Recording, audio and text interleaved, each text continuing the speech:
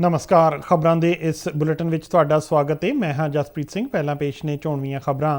प्रधानमंत्री नरेंद्र मोदी अज सवेरे 11 बजे आकाशवाणी ते मन की बात प्रोग्राम विच अपने विचार करनगे सांझे।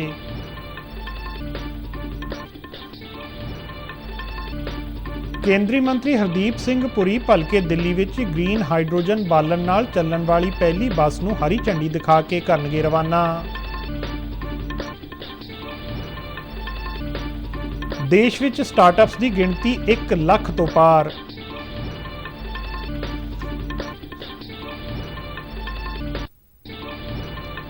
उन्नीवीं एशियन खेडां विच भारती महिला टीम बांग्लादेश नूं हरा के फाइनल विच पहुंची।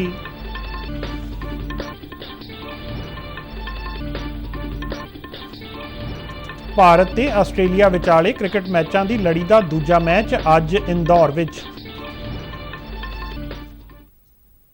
ते हुण खबरां विस्तार नाल। प्रधानमंत्री नरेंद्र मोदी अज सवेरे 11 बजे आकाशवाणी ते महीनावार प्रोग्राम मन की बात राहीं देश विदेश के लोगों नाल अपने विचार साझे करनगे। ये इस मासिक रेडियो प्रोग्राम का 105वां एपीसोड होवेगा। ये प्रोग्राम आकाशवाणी अते दूरदर्शन के पूरे नैटवर्क ते सीधा प्रसारित किया जाएगा। इस प्रोग्राम के हिंदी प्रसारण तो तुरंत बाद खेतरी भाषावां विच इसका प्रसारण किया जाएगा। खेतरी भाषावां विच मन की बात प्रोग्राम का मुड़ प्रसारण रात 8 बजे किया जाएगा अते इसका सीधा प्रसारण आकाशवाणी, दूरदर्शन न्यूज़, प्रधानमंत्री दफ्तर अते सूचना ते प्रसारण मंत्रालय के यूट्यूब चैनलों ते भी किया जाएगा। प्रधानमंत्री नरेंद्र मोदी अज वीडियो कॉन्फ्रेंस राहीं 11 सूबियां विच संपर्क वधाउण लई 9 वंदे भारत रेल गड्डियां नूं हरी झंडी दिखा के रवाना करनगे। इन्हां 9 रेल गड्डियां नाल देश के 9 राज्यां राजस्थान, तमिलनाडु, तेलंगाना, आंध्र प्रदेश, कर्नाटक, बिहार, पश्चिम बंगाल, केरल, ओडिशा, झारखंड अते गुजरात विच संपर्क सहूलत वधेगी। एक राष्ट्र एक चोण कमेटी की पहली मीटिंग कल नवी दिल्ली विच हुई। कमेटी की प्रधानगी साबका राष्ट्रपति रामनाथ कोविंद ने की। इस मौके बोलदियां कोविंद ने कहा कि कमेटी ने देश विच इक्को समय चोणां करवाउण दे मुद्दे ते सुझाव ते विचार लैण लई मानता प्राप्त राष्ट्रीय सियासी पार्टियां, सूबा सरकारां दीआं राजनीतिक पार्टियां अते होर मानता प्राप्त सियासी पार्टियां नूं सੱਦਾ देण दा फैसला कीता है। उन्हां कहा कि यह कमेटी इस मुद्दे ते अपने सुझाव ते विचार देण लई भारतीय कानून कमिशन नूं भी सੱਦਾ देवेगी। योग है कि केंद्र सरकार ने 2 सितंबर को साबका राष्ट्रपति रामनाथ कोविंद की अगवाई वाली 8 मैंबरी कमेटी को लोक सभा ते राज विधान सभावां दीआं इक्को समय ते चोणां करवाउण दे मुद्दे ते विचार करन लई सूचित कीता सी। यह कमेटी भारत के संविधान ते होर कानूनी व्यवस्थावां दे तहत मौजूदा ढांचे नूं ध्यान विच रखदिआं अपणीआं सिफारिशां देवेगी। केंद्रीय सहकारिता मंत्री अमित शाह ने कहा है कि प्रधानमंत्री नरेंद्र मोदी वालों वखरा सहकारिता मंत्राला बनाए जाने तो बाद देश विच सहकारिता लहर नूं नवां जीवन मिलिया है। कल शाम मुंबई यूनीवर्सिटी विच लक्ष्मण राव ईमानदार मैमोरीअल लैक्चर दिंदे हुए शाह ने कहा कि सहकारी मॉडल एक मनुख केंद्रित मॉडल है जो घट पूंजी वाले लोगों नूं भी देश के आर्थिक विकास विच योगदान पाउण दा मौका दिंदा है। अमूल की उदाहरण दिंदिआं शाह ने कहा कि सिर्फ 12 औरतां नाल शुरू हुई चिट्टी क्रांति हुण 60,000 करोड़ रुपए का कारोबार बन चुकी है, जिस विच 36 लाख औरतां काम करदियां ने। उन्होंने कहा कि सरकार ने क्रेडिट सीमावां वधा के होर शाखावां खोलण अते माइक्रो एटीएम चलाउण दी इजाजत दे के शहरी सहकारी खेतर नूं विकास करन विच मदद कीती है। ਪੈਟਰੋਲੀਅਮ ਅਤੇ ਕੁਦਰਤੀ ਗੈਸ ਮੰਤਰੀ ਹਰਦੀਪ ਸਿੰਘ ਪੁਰੀ ਭਲਕੇ ਦਿੱਲੀ ਵਿੱਚ ਗ੍ਰੀਨ ਹਾਈਡਰੋਜਨ ਬਾਲਣ ਨਾਲ ਚੱਲਣ ਵਾਲੀ ਪਹਿਲੀ ਬੱਸ ਨੂੰ ਹਰੀ ਝੰਡੀ ਦਿਖਾ ਕੇ ਰਵਾਨਾ ਕਰਨਗੇ। ਇਹ ਗ੍ਰੀਨ ਆਵਾਜਾਈ ਦੀ ਦਿਸ਼ਾ ਵਿੱਚ ਇੱਕ ਮਹੱਤਵਪੂਰਨ ਕਦਮ ਹੈ। ਇੰਡੀਅਨ ਆਇਲ ਵੱਲੋਂ ਦਿੱਲੀ, ਹਰਿਆਣਾ ਅਤੇ ਉੱਤਰ ਪ੍ਰਦੇਸ਼ ਵਿੱਚ ਗ੍ਰੀਨ ਹਾਈਡਰੋਜਨ ਬਾਲਣ ਨਾਲ ਚੱਲਣ ਵਾਲੀਆਂ 15 ਬੱਸਾਂ ਦਾ ਸੰਚਾਲਨ ਟ੍ਰਾਇਲ ਕਰਨ ਦਾ ਪ੍ਰੋਗਰਾਮ ਸ਼ੁਰੂ ਕੀਤਾ ਜਾ ਰਿਹਾ ਹੈ। ਪੈਟਰੋਲੀਅਮ ਅਤੇ ਕੁਦਰਤੀ ਗੈਸ ਮੰਤਰਾਲੇ ਦੇ ਬੁਲਾਰੇ ਨੇ ਕਿਹਾ ਹੈ ਕਿ ਇਸ ਪ੍ਰੋਗਰਾਮ ਤਹਿਤ ਭਲਕ ਤੋਂ ਇੰਡੀਆ ਗੇਟ ਤੋਂ 2 ਬੱਸਾਂ ਚਲਾਈਆਂ ਜਾ ਰਹੀਆਂ ਨੇ।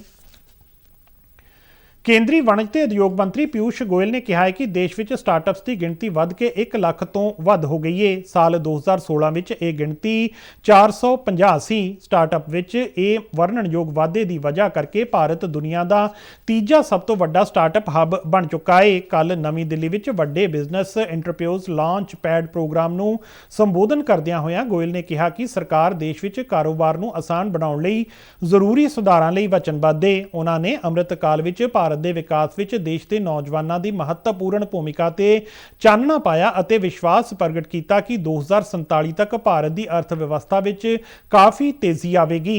ਗੋਇਲ ਨੇ ਕਿਹਾ ਕਿ ਭਾਰਤ ਵਿੱਚ ਉਪਲਬਧ ਮੌਕਿਆਂ ਤੇ ਇਹਨਾਂ ਦੀ ਵਿਭਿੰਨਤਾ ਅਤੇ ਆਰਥਿਕ ਵਿਕਾਸ ਨੂੰ ਦੇਖਦੇ ਹੋਏ ਪੂਰੀ ਦੁਨੀਆ ਭਾਰਤ ਵੱਲ ਆਕਰਸ਼ਿਤ ਹੋ ਰਹੀ ਹੈ। ਉਹਨਾਂ ਕਿਹਾ ਕਿ G20 ਦੀ ਪ੍ਰਧਾਨਗੀ ਨੇ ਦੇਸ਼ ਨੂੰ ਆਪਣੇ ਵਿਕਾਸ ਦੀ ਕਹਾਣੀ ਦੁਨੀਆ ਸਾਹਮਣੇ ਲਿਆਉਣ ਦਾ ਮੌਕਾ ਦਿੱਤਾ ਹੈ।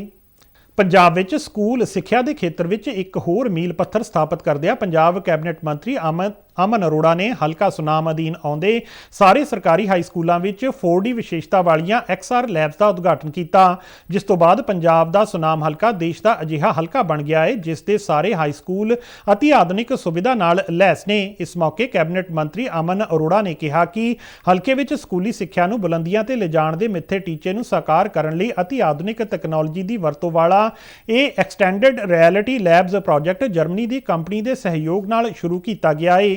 ਇਸ ਪ੍ਰੋਜੈਕਟ ਨਾਲ ਵਿਦਿਆਰਥੀ ਆਪਣੀ ਰਚਨਾਤਮਕ ਅਤੇ ਗੁਣਾਤਮਕ ਸੋਚ ਨੂੰ ਵਿਕਸਿਤ ਕਰਦਿਆਂ ਸਮੇਂ ਦੇ ਹਾਣੀ ਬਣ ਕੇ ਵੱਡੀਆਂ ਪ੍ਰਾਪਤੀਆਂ ਕਰਨ ਦੇ ਸਮਰੱਥ ਹੋਣਗੇ। ਉਹਨਾਂ ਕਿਹਾ ਕਿ ਸਾਇੰਸ ਵਰਗੇ ਵਿਸ਼ਿਆਂ ਨੂੰ ਰੌਚਕਤਾ ਭਰਪੂਰ ਬਣਾਉਣ ਵਿੱਚ ਇਹ ਲੈਬਸ ਲਾਹੇਵੰਦ ਸਾਬਤ ਹੋਣਗੀਆਂ, ਕਿਉਂਕਿ ਇਸ ਤਹਿਤ ਵਿਦਿਆਰਥੀ ਕਲਾਸਰੂਮ ਵਿੱਚ ਬੈਠ ਕੇ ਹੀ ਸਕਰੀਨ ਤੇ ਸੰਬੰਧਿਤ ਵਿਸ਼ਾ ਵਸਤੂ ਦੀਆਂ 4 ਡਾਇਮੈਂਸ਼ਨ ਦੇ ਹਰੇਕ ਪੱਖ ਨੂੰ ਮਹਿਸੂਸ ਕਰ ਸਕਣਗੇ।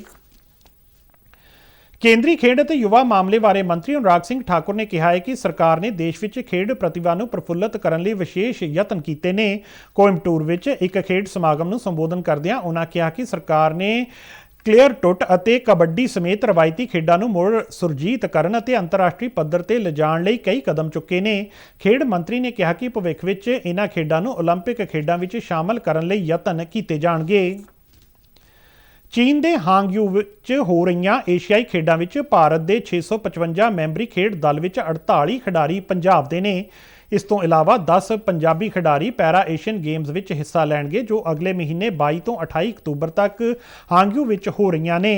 ਪੰਜਾਬ ਸਰਕਾਰ ਨੇ ਆਪਣੀ ਨਵੀਂ ਖੇਡ ਨੀਤੀ ਨੂੰ ਲਾਗੂ ਕਰਦਿਆਂ 58 ਖਿਡਾਰੀਆਂ ਨੂੰ ਤਿਆਰੀ ਲਈ 4 ਕਰੋੜ 64 ਲੱਖ ਰੁਪਏ ਦੀ ਨਗਦ ਰਾਸ਼ੀ ਦਿੱਤੀ ਹੈ। ਪੰਜਾਬ ਦੇ ਖੇਡ ਮੰਤਰੀ ਗੁਰਮੀਤ ਸਿੰਘ ਮੀਥੇਰ ਨੇ ਏਸ਼ੀਆਈ ਖੇਡਾਂ ਲਈ ਭਾਰਤੀ ਖੇਡ ਦਲ ਨੂੰ ਸ਼ੁਭਕਾਮਨਾਵਾਂ ਦਿੰਦਿਆਂ ਆਸ ਪ੍ਰਗਟ ਕੀਤੀ ਹੈ ਕਿ ਇਹ ਖਿਡਾਰੀ ਪੂਰੀ ਜੀ ਜਾਨ ਨਾਲ ਖੇਡਦੇ ਹੋਏ ਦੇਸ਼ ਦਾ ਨਾਂ ਰੌਸ਼ਨ ਕਰਨਗੇ। ਕੈਬਨਿਟ ਮੰਤਰੀ ਮੀਥੇਰ ਨੇ ਕਿਹਾ ਹੈ ਕਿ ਇਹਨਾਂ ਖੇਡਾਂ ਵਿੱਚ ਹਿੱਸਾ ਲੈਣ ਜਾ ਰਹੇ ਪੰਜਾਬ ਦੇ 58 ਖਿਡਾਰੀਆਂ ਨੂੰ ਪ੍ਰਤੀ ਖਿਡਾਰੀ 8 ਲੱਖ ਰੁਪਏ ਦੇ ਹਿਸਾਬ ਨਾਲ ਇਹ ਰਾਸ਼ੀ ਦਿੱਤੀ ਗਈ ਹੈ।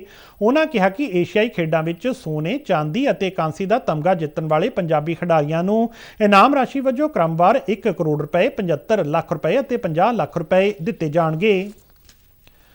19ਵੀਆਂ ਏਸ਼ੀਅਨ ਗੇਮਸ ਵਿੱਚ ਭਾਰਤੀ ਮਹਿਲਾ ਕ੍ਰਿਕਟ ਟੀਮ ਬੰਗਲਾਦੇਸ਼ ਨੂੰ ਹਰਾ ਕੇ ਫਾਈਨਲ ਵਿੱਚ ਪਹੁੰਚ ਗਈ ਹੈ। ਇਸੇ ਦੌਰਾਨ ਏਸ਼ੀਆਈ ਖੇਡਾਂ ਵਿੱਚ ਭਾਰਤ ਨੇ ਅੱਜ ਚੀਨ ਦੇ ਹਾਂਗਯੂ ਵਿੱਚ 2 ਚਾਂਦੀ ਦੇ ਤਮਗੇ ਜਿੱਤੇ ਨੇ। ਭਾਰਤ ਨੇ ਆਪਣਾ ਪਹਿਲਾ ਤਮਗਾ ਨਿਸ਼ਾਨੇਬਾਜ਼ੀ ਵਿੱਚ ਜਿੱਤਿਆ।